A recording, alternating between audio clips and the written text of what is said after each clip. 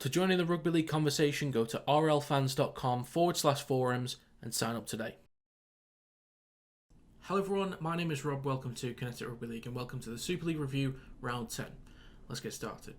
Starting off with the losing team, Warrington Wolves, their spine included Matt Duffy, George Williams, Josh Drinkwater and Danny Walker. Their only try came from Matty Russell and goal came from Stefan Ratchford. Basically, my view on this performance from Warrington Wolves was essentially kind of a carbon copy of last week, in that there were some moments in there where there were attempts to shift the ball, but ultimately there was no kicking game, complete lack of control, a lack of composure. It was just a really poor performance, really, all around. One way that I can kind of see this is that the team that Warrington is stripped down to now is somewhat similar to how the team was overall last season, just a lot smaller and weaker. Because a lot of the key components that have made Warrington good this season are missing. A lot of them are. Now, this is not to start having a debate of, Saints lost, we're missing players as well. That's not what this is. The point is that some of the key players that make Warrington good this season compared to last season are missing. So that's one thing that I think Warrington just kind of need to ride this wave at the moment. I mean, they've got the international break, which will be helpful. And then Wakefield, I think, is the first game after that. I'm not 100% sure, but it might be. So a slightly easier next couple of weeks just to get some troops back together. But the biggest concern for me, even because Warrington still had big enough players available in the team. James Harrison was back. Cassiano's still in the squad. We're kind of hoping that Maguire would have had better games, but not really looked up to much so far the first 3 weeks that he's played. But my biggest concern is Josh Drinkwater, because I was under the impression that he was specifically brought in to take the responsibilities off George Williams. That Drinkwater would be controlling games, he'd be running things, he'd be doing what Harry Smith is doing, he'd be doing what Mark Sneed does at Salford. I was under the impression that's what his job was going to be, but he's not really been doing that. And sometimes Williams has had to do that. Sometimes Danny Walker's had to do that. They shouldn't have to do it. All of that should be on Drinkwater, which he's not really doing. And even when he does do it, like he kicks, the kicks aren't very effective at all. So we need to see more from him, specifically if the squad's going to be smaller overall and there's not going to be that power through the middle. We need to be able to control games better, for one. So that's how I see Warrington at the moment. Looking at St Helens, though, their spine included Jack Wellesby, Johnny Lomax, Lewis Dodd and James Roby. Try scorers were Conrad Hurrell, T. Ritson, Jonathan Bennison, Will Hapwate and Johnny Lomax. And their goals came from Joey Lussett with 2 and Jonathan Bennison with 2. St Helens, for me, they looked in control for about 75 minutes of that game. There was maybe a 5-minute period towards the back end of the first half where Warrington were maybe just on top, had better field position, and looked like scoring maybe 1 or 2 extra tries. It was just a 5-minute period, though. So for 75 minutes, Saints were in control of that game. They made really easy meters through the middle. So they were, I was thinking they're going to get pinned back on within their 10 or 20 meters. And by the end of the set, the 60 meters downfield, putting pressure on Warrington's try line to, start pinning them back. So really easy meters up the field. The kicking game put the back three under pressure a lot. The same with what Wigan did to Warrington last week. Saints did exactly the same thing. Players chasing heavily and were ready to bring players down because the kicks were good. They got the good field position and were able to pin them back. And defensively, they were solid. They were able to read the plays. The first try of the game, Conrad Hurrell picks an interception. Well read. It was maybe a little bit forced from George Williams, but the defence, the way that they were shifting, Warrington tried to shift and Saints were shifting as well, and were just really not giving them anything. So in control of the game, defensively solid, worked hard, just all over the board, just with a much better team, aside from a 5-minute period. So if you dominate a game for 75 minutes, you're going to come out with scorelines like this. So fair play to Saints, they had a fantastic game, and I thought it was possibly there for the taking because they have looked vulnerable some weeks, but this week they were just professional, clean, job done. So fair play. Starting with Leeds Rhinos, their spine included Richie Myler, Blake Austin, Aidan Caesar and Jared O'Connor. And then only try scorer was James Bentley and goal scorer was Reece Martin. First of all, they were well off the mark this week. Obviously, doesn't take a genius to figure that one out. But it's such a slow start. I mean, if you start out slow and you're having to chase the game, you're always going to be in an awful position to fight back. It's you start as you mean to go on, and conceding as many points as they did so early was just not helpful. I have liked what Leeds has done the past couple of weeks. I've liked the improvements that they made, but I did kind of feel that Leigh was going to take this one. I didn't know it was going to be such a dominant performance, but I was thinking Leigh's kind of been on it. Leeds, I think, would come up against a team that has been consistently performing well the last couple of weeks, and this is where the bubble kind of bursts. And I've seen some people talking about Rowan Smith out. Like, I don't know why those people are saying that. For me, it's way too early. Took you to a grand final last season, and you're still middle of the pack, 5 wins, 5 losses. And there are 9 teams in Super League right now that are all actually pretty damn good. There are 9 teams that on any given day, results could go either way. So, some people panicking a little bit there. I think Leeds probably just had a bit of a down week, and Leigh have been improving week in, week out. But yeah, they've got to sort out the way that they start games. It has happened a couple times. I mean, the biggest example is probably the Catalans game at home. Yes, there were, you could say that Catalans were awarded some points and some were taken away from Leeds. That's understandable, but performance-wise, there have been some slow starts. Some good performances in there too. But if they can just figure out the consistency, getting that right, not having these down weeks, they'll, be fighting for playoffs right at the end. But it's going to happen at some point. Moving on to Leigh Leopards, their spine included Gareth O'Brien, Ben Reynolds, Lachlan Lamb and Edwin Ipape. Try scorers were Kyle Donnell and Edwin Ipape with 2, and the goal scorer was Ben Reynolds with 4. A fantastic effort from Leigh this week, absolutely class performance. I think it's absolutely safe to say that Leigh are staying up. That's pretty obvious. I mean, you've got 3 teams that could be battling at the end of the season to stay up in Hull FC, Castleford and Wakefield Trinity. But I think they are a genuine playoff team. I think it's definitely safe to say that. The defensive efforts were great to see. The thing that I mentioned last week is that everyone knows what everyone's job is. They know what they should be doing, but they are allowed freedom to kind of play off the cuff. And players like Lachlan Lamb control things really well. But the defensive efforts week in, week out, and never really mentioned that, the defensive efforts have been top class. They've still lost games, but at no point did I feel like in any of the weeks I've seen them that they've given up. I haven't got that feeling from them. It's like they understand what the goal is this season, and everyone's bought in. Everyone is completely on board and willing to give 110% week in, week out.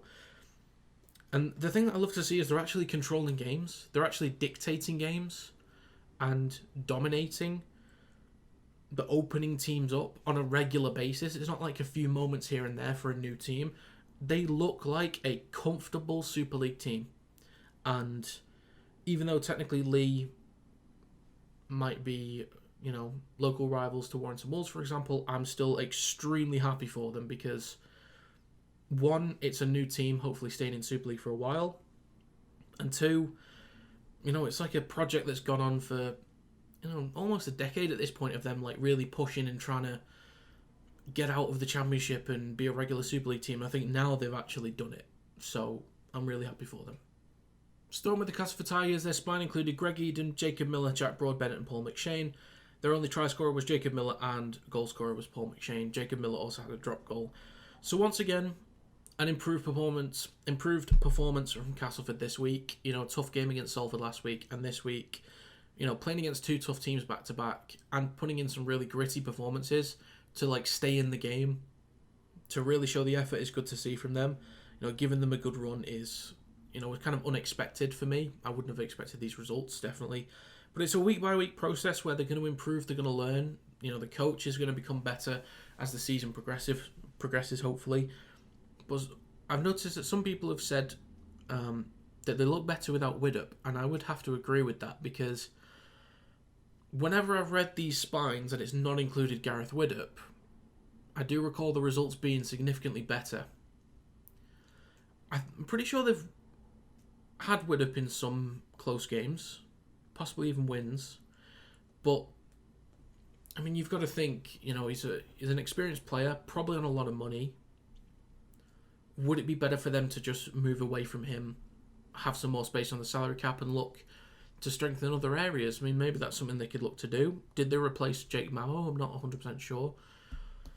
So, the most important thing for them now, and I don't see them being a playoff team, I don't think it's going to happen for them, but the main focus is learning who they want to keep for next season, finding out what works, who works in the system, finding out how they want to play, just doing as much as they can to learn about themselves as a team. So we'll see how well they do with that, but I'm definitely liking the effort they've shown the last couple of weeks. Moving on to Hull Kingston Rovers, their spine included Lachlan Coote, Mikey Lewis, Jordan Abdul and Matt Parcell. Try scorers were Matt Parcell and Corey Hall, and the goal scorer was Lachlan Coote with 2. So, not the cleanest performance from Hull Kingston Rovers this week, obviously. I was personally expecting a kind of wipeout performance. I was assuming, possibly 30 plus points for, less than double digit points conceded, so less than 10. So, on one area they did that, but I definitely expected more points for them. But a good thing with Hull Kingston Rovers that we've seen all throughout the season, and again this week, is that even in close games they show real grit to see it through, to get the victory. They've got quality players all throughout the team, and it's important that players like that can show their individual abilities to help their team get the win at the end of the day. So, great effort for them to stay in it, or to come back after being, I think it was 6-0 down the first half. So, great effort to come back, take the lead, hold on to it, and, these individuals, they've got players like Lachlan Coote, plenty of experience, Jordan Abdul controlling the game, Matt Parcell through the middle, Ryan Hall and Sean Kenny-Dowell out wide, creating things. They've got plenty of experience, they're quality players. When as a team they're not flourishing as I was expecting them to do, you need individuals to step up, which certainly did this week. So it's good for them. I am going to safely say that they're a playoff team. I do not see them falling out of playoffs at this point. I firmly think they could be a top 4 team at the end of the season. I think semi-finals in playoffs is a legitimate target, and I think they can beat anybody on their best day. We've seen it against Wigan, against St Helens, and plenty of other teams we've seen them sort of control things and dictate the game how they want to play. So I think come the end of the season, I wouldn't be surprised if they made the grand final. I don't expect it, but I wouldn't be surprised if they did, because they're looking really good at the minute. Starting with the Catalans Dragons, their spine included Artur Morg, Adam Kieran, Sam Tompkins and Michael McAlorum. Try scorers were Adam Kieran, Paul Seguier and Tom Johnston, and their goal scorer was Adam Kieran. Well, first of all, it must be nice having Tompkins back in the squad, of course, but again, it's another combination in the spine. A whole other combination.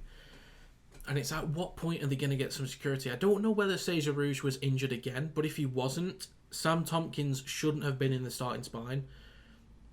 I should have really checked whether Cesar Rouge was injured or not. But if you have a consistent spine, you need to just keep it. Just get some consistency going. Other than that, it was a poor first half performance from them. They could have really let Salford run away with it. And fair play to them, second half they didn't. It was a much better performance. They were only a conversion away from going to overtime. So the comeback is admirable. Admirable, however you say it. But I've said this so many weeks now, they've got to keep some consistency. This just isn't good enough. Defensively, I think they're a really solid team, and Steve McNamara does a great job of keeping the Catalans as a strong defensive team. But there's so many changes every single week. Just keep it the same. Find 4 players just for 2 weeks in a row. Just keep it the same for 2 weeks in a row if you can. Players like Artur Morg, he's such a young player, but I was really impressed with him during the World Cup for France, and I've been impressed with him this season. He's being moved around all the time. And he's not going to be able to develop as a player if he keeps having to move. So I think he could really flourish as a quality fullback if you can just keep him there. I think whatever you do, regardless of any other changes that have to be made, I think just at least keep him at fullback. Even if Adam Kieran can move back to centre and you've got to put some other people in there, whatever you do, just keep one player locked into a position. And I think once he becomes comfortable and he can offer even more with the knowledge and skill he picks up, even if you have to sacrifice some quality in the standoff and scrum half position, you've at least got Artur Morg, who is now comfortable at fullback, who can kind of pick up the slack and do the job. That's just my opinion on that. So, poor first half, great second half, but yeah, they've got to find some damn consistency. Moving on to Salford Red Devils, their spine included Ryan Briley, Brodie Croft, Mark Sneed and Andy Ackers. Try scorers were Joe Burgess and King Vuniyawa, and their goal scorer was Mark Sneed with 4. So once again, a solid effort from Salford. They have been lacking a little bit last couple of weeks. They haven't been as ruthless as they were early on, but they're still finding ways to win, and they've got quality players, individuals that can get it done, and they sort of, pull things out when needed and come up with important points. I think Salford, they could do with finding some consistency at home, first of all, and I don't really know what's going on, because early on in the season, had games against Warrington that they probably could or should have won. They battered Hull FC. I don't know, maybe they've been in a bit of a rut. Maybe they had maybe a few down weeks and it's not been as smooth as they thought it was going to be. Defensively might have been a bit weak. I personally don't know what the problem is with them. I was just expecting a lot better. I honestly thought they'd do a lot better this week, even though the Dragons are a strong team. I thought they'd kind of run away with it a little bit, but I don't know what's going on with them at the moment. But the most important thing, even in down weeks, they are still winning, which is a good sign for them. Firmly a playoff team at this point, but they've just got to make sure that any dips that they have, they kind of, they get these out of the way at the moment. I think they're kind of going through the dip at the moment. A few more weeks and they'll hopefully be through that, but yeah, there's something going on there, but I can't really put my finger on it. Starting with the Huddersfield Giants, their spine included Will Price, Jake Connor, Tui Lolohea and Nathan Peets. Try scorers were Essen Masters and Chris McQueen, and the goal scorer was Jake Connor with 3. Now, I feel like there's some slight panicking amongst Huddersfield fans at the moment, so as an outsider, I just want to come in and just allow you to just calm down for a moment, because even in the games that you've lost, you lost to Leeds, which you probably shouldn't have done. You lost to this one, which you probably shouldn't have done. Sometimes there are going to be down performances. Sometimes there are going to be weeks where teams just have that little something extra. So even in games that Huddersfield have lost, they've been incredibly close and they've been competitive. Like even in the first game, Warrington had already played Leeds in round 1, and technically Huddersfield comes in the next week for their first game and puts up a respectable fight. So there's one. There's a close game against Saints, Salford, Leeds. These are close games, and sometimes you're going to have a game like this. It does happen. Some people thinking that they're not a top 4 team, they're not a playoffs team. I still think they're definitely a playoff team. Have been lacking consistency with the spine, and they've been dealing with that. But there's still top quality players in there, and they'll be completely fine. But the effort from Hull FC was just too much. But it probably is just one of those days for Huddersfield. It wasn't clean in defence by any means. It wasn't overly impressive in attack, but they're still a really good team, and they'll be competing for top 6 by the end of the season. Moving on to Hull FC, their spine included Davy Litton, Ben McNamara, Jake Clifford and Danny Houghton. Try scorers were Liam Sutcliffe with 2 and Chris Satai, and the goal scorer was Jake Clifford with 4. So first of all, I was not expecting this result at all. Just not even slightly. I was not expecting it. I think players like Davy Litton had a fantastic game. He's kind of stepped in place of Tex Hoy, who had a really good start to the season, but then a lot of people started to criticise him, and he's been taking his place later on in the season. Is he going to cement his place in the starting team? We'll see. I think the overall effort from Hull was significantly better. They've kind of set the standard now, so it's replicating this week in, week out. You've set a higher bar. You've got to keep matching it now if you want to pull out these wins, because they were in a major slump. But this is going to give them a lot of confidence going forward. So they're going to trust in their teammates a lot more, knowing that they've got this in them. They are capable of doing this. So I believe it's the international game next week. So I think it's this coming week, so there's no game. So what would be helpful is that this week of training, and I'd be very surprised if anyone at Hull has actually been called up. I don't think they have, but anyway, this week of training should be fun. They probably wanted to get straight back into another game, but training should be fun. Confidence should be a lot higher. They can kind of have a week off that maybe could have brought the spirits down, but they've got a whole 2 weeks to kind of prepare for the next round and hopefully take that confidence into the next game and give them a huge boost going forward. So, yes, they have been in a dip, but they know what they're capable of. Top players like Jake Clifford, Tex Hoy when he's, at his best. Ben McNamara has been pretty good last couple of weeks, and Brad Dwyer, I think, has been a big addition to this team. So they've got good individual players. It's about putting it together, keeping it going consistently. I don't think they'll be fighting for playoffs, if I'm honest. But I certainly think an improved season is on its way. Starting with Wakefield Trinity, their spine included Liam Kay, Rowan Milnes, Mason Lino and Harry Bowes, and their try scorer was Jay Pitts and goal scorer was Mason Lino. So, first of all, the scoreline definitely was not as bad as I was expecting it to be, so that's a huge plus first of all. I don't feel that Wakefield's actually getting better anywhere. With the ball, they don't look any better. Without the ball, they don't look any better. What it feels like, they just kind of keep plugging along week in, week out, and eventually someone will have a down week and they'll be able to pull a win out. That's how I kind of see it. The only positive I can really say is that they won the second half, 6-4. Now, I know it's only a half, but it does show at least that there's an ability with them to slow down a team's progress and to have their own progress. Just replicate that for another half and you're laughing. Okay? So I know it's not the same as a win, but it's a start. You know that you're capable of doing it. Find out what you were doing in order to make that happen and try and, to draw every last inch of quality you can out of, those areas to turn it into a win. So it's not a win, but it's a positive that I think they should look at. You won the second half against top of the league. It's definitely a positive to take. Moving on to Wigan Warriors, their spine included Bevan French, Joe Shorrocks, Harry Smith and Sam Powell.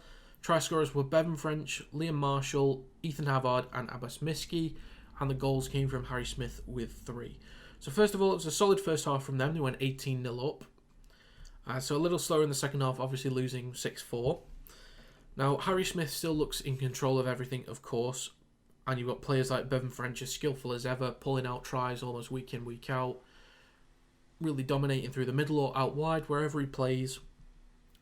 It was a little lacklustre overall, and one thing that could be detrimental to them, which doesn't look like it is, but one thing that could be long-term is Joe Shorrocks at number 6, so I don't actually know what the deal is with Cade Cust. I don't know if it's just an injury or whether he's gone. I don't actually know. I should find that out.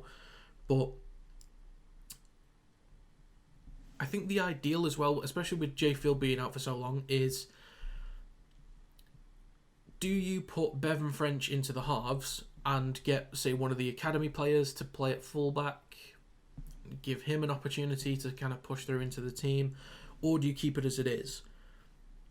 Personally, I'd go with the former, but if you did go with the latter, I think there needs to be something from Joe Shorrocks where he can do more than just passing the ball off and letting basically Harry Smith run everything else. Harry Smith can run everything else, but long term it's not going to be ideal. So they've still been able to pull out wins, of course. They're a fantastic team.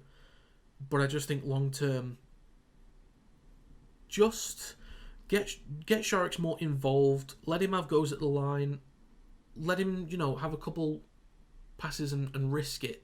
If you get a lead, let him go for those looping passes. Let him try something new. Get him evolving as a number 6. And it'll, I think, would pay dividends later on in the season. So that's my only sort of criticism, is that while you're having to do this, allow him to improve as a player. But whilst they've got Harry Smith in the half still, I think we're going to be completely fine. But I think come playoffs it might be an issue. That's my only thought. But again, solid effort from Wigan. They've gone top of the league now, so fair play to them. They've been absolutely brilliant since, I think, week 1 was a loss, and I can't remember who else they lost to, but every other week they've been sensational. Beat Warrington, comfortable against Trinity. It just, definitely the best team in the league so far. And I don't really know. I don't really know who's going to allow them to drop points. So that's going to be it for this video. If you have any thoughts on any of the matches from round 10, let me know in the comments down below. If you enjoyed this video, feel free to leave a like and subscribe to the channel to stay up to date with new content. But thank you very much for watching. I'll see you next time.